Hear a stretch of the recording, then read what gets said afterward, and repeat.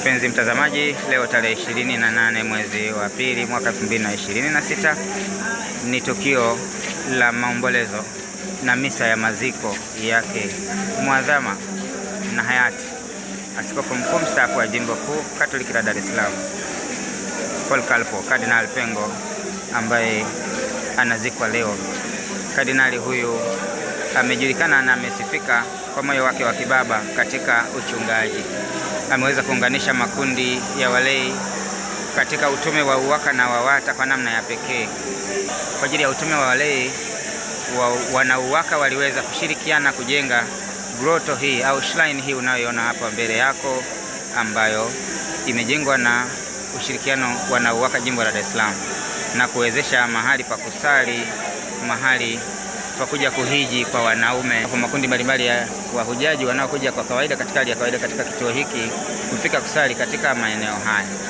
Lakini kwa namna ya pekee Mwadhama Kardinali Polycarp Pengo ameliunganisha Jimbo Kuu Katoliki la Dar es Salaam kwa kuanzisha tegemeza jimbo, ambapo ni mtindo wa waamini kuchangia shughuli za uinjilishaji, na moyo huo wa kutegemeza jimbo sasa imekuwa ni nchi nzima, majimbo mbalimbali ya Tanzania hufanya tegemeza jimbo. Na kumbe basi mtazamaji, wa mapadi mbalimbali wamekwisha kufurika kutoka majimbo mbalimbali Tanzania, wakiweza kujiandaa kwa ajili ya maadhimisho ya misa takatifu ya kuweza kumsindikiza Mwadhama Kardinali Polycarp Pengo. Na mbele yako mpenzi mtazamaji ni Mheshimiwa Makamu wa Rais anaingia. Makamu wa Rais anaingia katika eneo la ibada, na hivyo ndivyo ibada itakavyoweza kuanza dakika si nyingi kuanzia sasa hivi. Anaingia hivyo Makamu wa Rais wa Jamhuri ya Muungano wa Tanzania katika eneo hili la ibada kwa ajili ya kuonyesha muunganiko na ushirikiano wa karibu wa serikali yetu ya Jamhuri ya Muungano wa Tanzania na Mheshimiwa Rais wetu. Na hivyo basi mtazamaji, ibada inakaribia kuanza.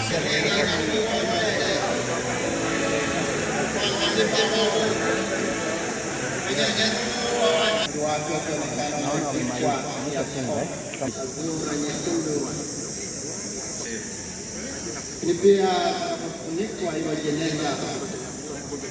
Hapo juu ya jeneza kuna msalaba, ishara ya ufuasi kamili au tayari wa kubeba msalaba magumu kwa ajili ya wokovu wa watu na upatanisho na Mwenyezi Mungu.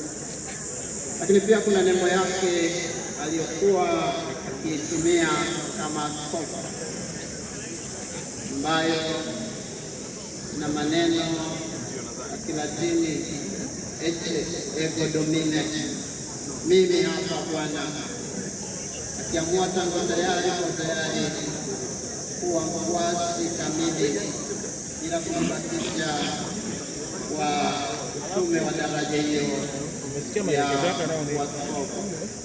Kitabu cha Injili kwa mfano wa Kristo mwalimu. Kwa hivyo kitabu hicho kinaashiria maisha ya utume wake katika kuinjilisha ulimwengu bila hofu, bila uoga, kusimama katika ukweli na haki, kumwakilisha kuhani mkuu na wa milele Kristo mwenyewe. Lakini pia kitawekwa kitambaa cheupe, ishara ya utakatifu kwa njia na madoa ya dhambi ya asili. Hivyo ndugu zangu, tuendelee kumshukuru Mwenyezi Mungu kwa maisha yake, tukimwomba Mwenyezi Mungu huruma yake katika yaliyokuwa mapungufu yake hapa duniani, na kwa wito na utumishi huo amstahilishie mbingu. Hayati Mwadhama Polycarp Pengo apate rehema kwa Mungu, apumzike kwa amani.